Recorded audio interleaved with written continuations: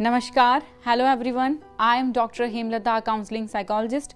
उत्कर्ष के online platform पर आप सभी का हार्दिक स्वागत करती हूँ। आज की शुरुआत एक कहानी से करना चाहूँगी। बहुत समय पहले की बात है, एक राजा ने एक प्रतियोगिता का आयोजन किया। इस प्रतियोगिता में भाग लेने के लिए राजा ने बहुत सारे धनुर्धारियों को आमंत्रित किया। वह सभी एक बहुत बड़े मैदान में एकत्रित हुए। सभी लोग इसी बात पर चर्चा कर रहे थे कि इस प्रतियोगिता को जीतने के लिए हमें करना क्या पड़ेगा।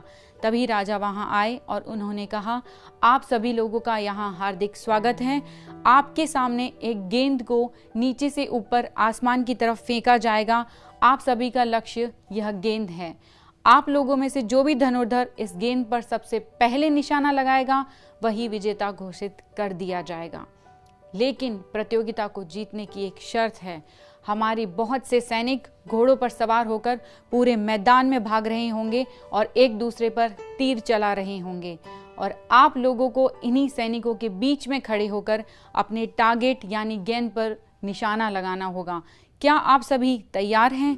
सभी धनुर्धारियों ने एक साथ कहा, हाँ हम तैयार हैं। और सभी आपस में बात करने लगे कि इतने कठिन लक्ष्य को कैसे भेदा जाए, क्योंकि आसपास बहुत सारे सैनिक हैं जो तीर चला रहे होंगे।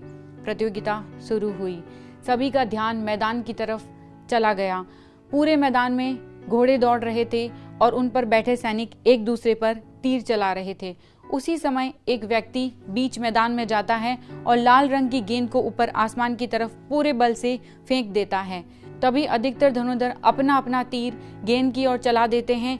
नीचे लौटकर आई गेंद पर केवल एक तीर लगा हुआ था। जिस धनुर्धर का वह तीर था उसे विजेता घोषित कर दिया गया और राजा ने उसे अपना सेनापति बना लिया। जरा सोचिए, ऐसा क्या हुआ कि इतने सारे धनुर्धारियों में से केवल एक व्यक्ति उस गेंद पर तीर लगा पाया, जबकि बाकी धनुर्धारी असफल रहे। इसका कारण था विजेता धनुर्धर की एकाग्र शक्ति सबसे अच्छी थी। कैसे? जब गेंद को आसमान की तरफ फेंका गया तो बहुत से धनुर्धर का ध्यान मैदान में दौड़ रहे घोड़ों पर था कि कहीं वह उनसे टकरा ना जाए। बहुत से धनुर्धारियों का ध्यान सैनिकों के द्वारा छोड़े गए तीर पर था कि कहीं कोई तीर उनको आकर लग ना जाए। यही सब उनके दिमाग में चल रहा था। इसी वजह से उनका निशाना सही जगह पर नहीं लगा और केवल उस एक धनुर्धारी का ध्यान उस गेंद पर था और वह जीत गया। और यही हमारी जिंदगी में भी होता है। मैदान में दौड़ने वाले घोड़े हमारी लाइफ में आने वाली परेशानियों के समान हैं और इन सैनिकों के द्वारा छोड़े गए तीर वह हमारे आसपास के लोगों के द्वारा दी जाने वाली बाधाएं, दी जाने वाली टेंशन है।